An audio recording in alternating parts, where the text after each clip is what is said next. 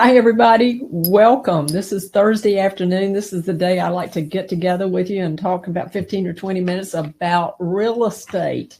And of course, I've been doing real estate here in the Triangle for 30-something years. And we're on 3agent.com right now. And this is a community of billion-dollar grossing agents that come together each day throughout the week to host things, the information, training that can give you heads up, that can give you a head start to do what you want to do in real estate, so you can be the very best version of yourself.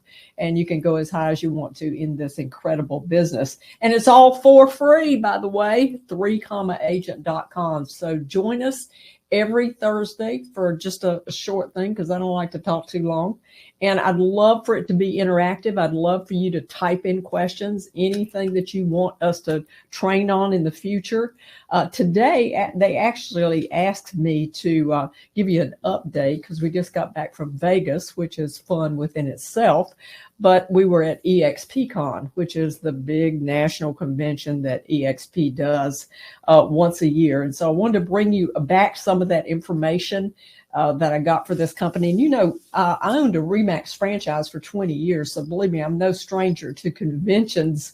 And most of it is like you're going to your school football game. It's be true to your school, and they pump their company and this, that, and the other, as well they should. I mean, that's what you're supposed to do when you go to something like this. But what I'm going to bring you back today is a little bit more interesting, because it came from an outsider. It came from somebody that studies real estate. This is a gentleman that actually is a strategist. And all the big real estate companies in America hire him to let them know what's next by his studying and economics and all the trends that are happening out there. His name is Mike Petite, and he was just enthralling to me. I really enjoyed his presentation. So I'm going to bring you a few things that he said and a few slides that he showed. And some of this is just going to be not shocking to you, because I think all of us know that we have been on a rising tide for a very long time in real estate, especially in 2021. Let's look at this graph. You know, this shows you that in 2021, we were up by about 18%. Now, interestingly enough, year to date in 2023, we're down by 18%. So you can see the swinging of the pendulum in business and in real estate. So that was interesting. We're up so far as much, we're down so far as much as we were up in 2021. So business does change, and our business is in the midst of change right now. So a receding tide in real estate. You know, I love what Warren Buffett said. A receding tide actually reveals what's happening in a market. And he says, if a rising tide lifts all boats, then a receding tide will let you know who's swimming naked. Warren Buffett. I like the guy. Anyway, he said that, and I think that's what's happening in real estate right now, because you're seeing more flux than I've ever really seen in real estate. So it really reveals this receding tide, this downtrend, reveals if companies are fit, if they are financially fit, if they are a company that has true intentions upon opportunity for their agents. And so that's what I'm going to talk to you about today. And remember, this is not just from an EXP executive or an EXP agent. This is from a real estate strategist. And actually, I can give you more information on today after I go through these few slides with you. If you want them, all you got to do is just type in and say, Marty, send me the rest of this information. So we want to know that the company has great intentions for the future of their company and for the future of their agents. So if I were to say to you right now, I've got some breaking news. This is just in from NAR. We just found out today that they are going to triple the cost of your services from NAR, triple it as of today. Yay, they're going to triple it. I doubt you'd be applauding, but why would they triple it? Why would they make such a questionable move? And the reason they would do that is for profit, because they would tell you that it's for profit in order to give you more services. I think that's questionable because I'm not sure about the services they already give you, but let's just go along with my little fantasy here. And not picking on a single company out there, because I intend to pick on all companies, including my own, and tell you that during this time, just in the first quarter of this year, actually, that's what Compass announced to their shareholders. They announced that basically their commissions that they were paying out was going down. Yay, yay, yay. That may have sounded great to their shareholders, but I doubt they will start a company, let's say a motivational time with their agents by saying, good news, guys, we paid you less commission. That's not the way to start a business meeting. So that's a very interesting way. And Compass is a very different company. So if we started out a real estate meeting by saying we're paying our agents less commissions, that would not be good news. And it would not be received well by the agents.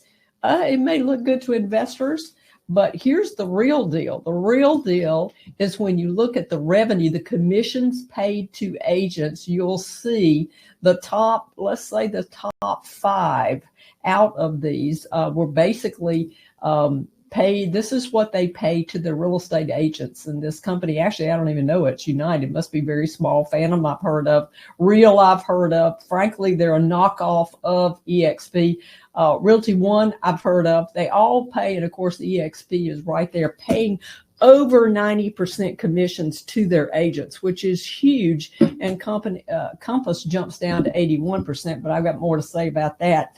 But the interesting thing about it is these companies right here, these same 5 companies, paid out more money to their agents and actually grew their transactions by 75,000. So of course you can see EXP is at the top of this list. Now this is the amount down at the bottom, almost double more than double the amount. What I call the good old boys, you can call them the legacy companies. You can see that they were in the negative. They paid less. They had less to pay. They were minus 164 transactions. And of course, that's 164 home sales. I hate to talk about a home sale being a transaction, but that's what the big companies do. So that's really, really important. So what you need to know is the same 5 companies that paid out more to their agents and also grew their transactions by 75,000. That's really, really important. That's double growing combined to what the top companies, the legacy companies, lost in this convenient market. So there are winners and losers in this market. And when the tide goes out, you really begin to see what's happening in this market. And this is a market that has seen, this market that I'm talking to you right here is a market that's seen over 1 million less home sales, 1 million less transactions. And when all that happened, you can see who won and who lost during that. So the question for a lot of people is this Netflix versus blockbuster moment in real estate?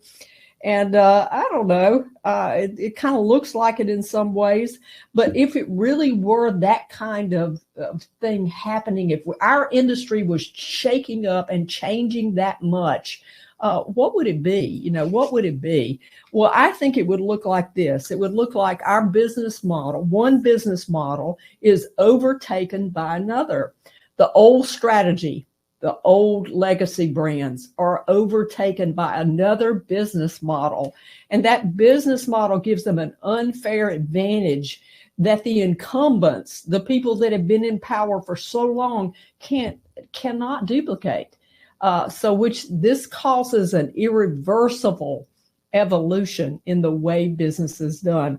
Folks, even your phone many years ago caused a big difference in the way you do business. It made you accessible to your public when you wanted to be, of course, when you answered the phone. But think about the things that have changed our world just in the last 10, 20 years. It's amazing. So I think it's a fair question to ask. Are we being taken over by another business model that the public is embracing, that agents are embracing? So when I look at this, I look at the incumbents, which are, of course, the big guys, which I'll go over in a few minutes. They've got high fixed cost. They've got high overhead. They've got limited ability to evolve in a changing market. And you've got to be flexible in a market like this. So the disruptors, the new ones, would have an easy to define unfair advantage. And what exactly would that be that would give them the exponential growth that would gain in market share, such as what I just showed you on that last slide? They've gained in market share while the others have lost twice as much as they have gained in a narrowing field. So I want to look at this. This is basically the last 5 years. The last 5 years in real estate from 17 and 22, and boy, didn't the market change a lot from there. The market changed so much that when you look at it, you basically look at HSOA, Home Sales of America. That's the Warren Buffett company. They've stayed flat during the last 5 years. Anywhere is big, Better Homes and Gardens. It's Century 21. It's Coldwell Banker. It's the good old boy, Century 21, I said that, but it's the big brands that have been around forever. That's like you going to a high school football game and you rah, rah, rah, ERA, my team's better than your team. Keller Williams, of course, has been the same. All during the last 5 years, their growth has been flat. The biggest one was, of course, a tech company called Redfin, which is much bigger out west than it is in the Carolina coast. So our business model, one business model, is overtaken by the next business model, which is this business model of, and this is just a reiteration of the same thing that you just saw. This is basically those same companies, and it showed you when the market gained, it just went up in transactions in 2021. Everybody won. Everybody won. It was a great time. But when the market goes down, you see who's swimming naked. Not a very flattering idea sometimes. So if this were a Netflix and blockbuster moment in real estate, what would it look like? Well, I think it would look like the incumbents, the legacy brands, would have flat growth. And I think you've seen that over the last slides that I've showed you. They've had flat growth compared to the market as a whole. They would have high overhead fixed cost. And of course, we know that the cost of running a big conglomerate like Anywhere with Coldwell Banker, Better Homes and Gardens, Century 21, just 100 different name brands would have a fixed cost. Their executives are there. Their buildings are there. The way they do business is there. They've got a lot of layers to their organization, which does not allow them to distribute more commissions to their agents. So they have a very limited way to evolve in a very changing business climate. And make no mistake, we are in a changing business climate. You know, they call this the gig economy. And we think in real estate that it's never going to touch us. It's not going to be a problem for us because we're going to just stay the same as forever. Oh, that is so far away from the truth, because the disruptors have come along, and disruptors would make it easy to define an unfair advantage on how they could go to this great growth in the middle of a down market. So this is interesting, guys, because when you look at operating expenses, I want you to look at the operating expenses of Anywhere, the big brands, Coldwell Banker, all those that I've named before. And look at Compass. Compass, I've already told you, is a different company. It's a different way. It's paying out 91%, but they charged a lot to bring those agents on board. And they are a different model, and they're more of a tech model than you have like a company like EXP, which has a 10 times lower cost to operate than these other two. So that's really important for you to know. Now, why should you even care? As long as you can make your commissions this month, why should you care?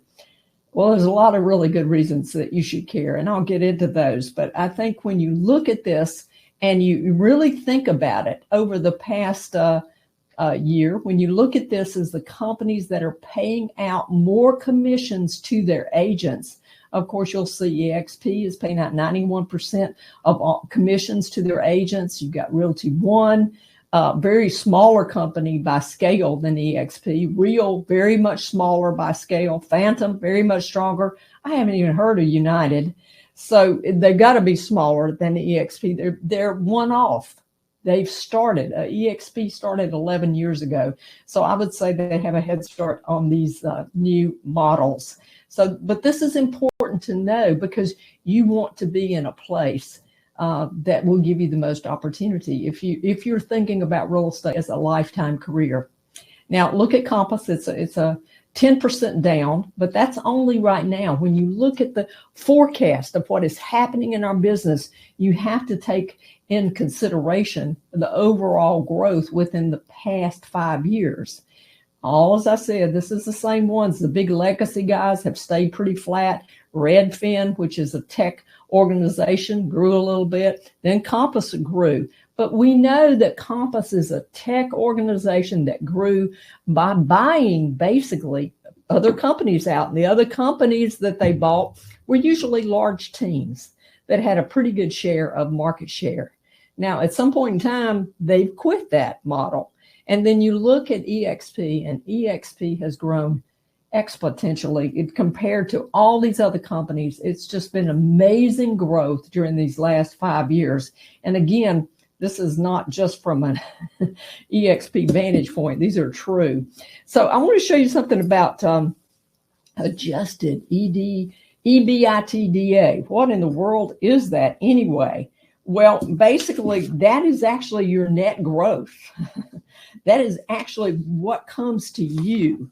It's the earnings before interest, taxes, depreciation, and amortization used as an indicator of overall profitability of a business. Take a minute, take a breath to look at the stability, to look at the foundation of the company that you do business with. And when you do that, you cannot deny facts. And these are the facts. This was reported in the first quarter of 23. This is the net profit of these companies. And as you can see, Compass led the way in being unprofitable. EXP led the way in being profitable. And there were a couple that were on the lines, but nobody had about 15 million in growth when other people were losing 60 million in income. So it's undeniable. So I ask you, where does that money go? Where does it go? When you look at this, your competition is not my company. It's not even, another company. It's actually Zillow. It's actually Open Door. It's actually Compass. And these tech companies that have come in, but look where they were. They were so profitable. They were actually in the red. Anywhere was in the red, $287 million worth in the red during the first quarter. And EXP is the only one that outshined profitable in the first quarter of 23 because of the growth. So I just want to tell you that there's a lot more to real estate than you think. Compete where you can win in this industry. There's an old saying in business, and I'm sure you've heard it in life, is you can bloom anywhere. You just grow where you're planted. Grow where you're planted. Well, the truth is you can grow. If you're a great agent, you're probably going to do good in a number of different companies. But the truth is, there is a better area for you to grow. There's a better area that maybe has more water, that has the right amount of water for your growth, that has the right amount of light, that has the right amount of sunshine, that has more opportunity. Certainly, there is a difference in the opportunity in the real estate offerings of today. This just gives you a tiny bit of where the industry is going. If you want more of this, we'd love to help you by sending you the whole video. But please take a chance, take a moment to get away from the high school football game of my team's better than your team, and think about your team, your business, your family. You know, I never was in a position in my whole career where I could just do real estate just for fun.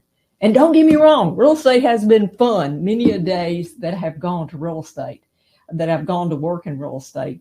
But most of the time I took it really, really seriously because I had a family to raise. I had to assure their necessities, and not just their necessities, but that things could be given to my family that I wouldn't have the opportunity in other places. So take a moment, make a decision on what is best for you, what is best for your future. Think about real estate as the wonderful, wonderful opportunity that it is. I know we would love to help anyone at any stage, whether they're with our company or not with our company. I'm thinking about actually doing a series on how to grow a team. If I were to start anew today in growing a team in the Triangle area, what would I do? And I think there's some definite steps that I would do a little bit different that I've done in the past. Hopefully life teaches you some things.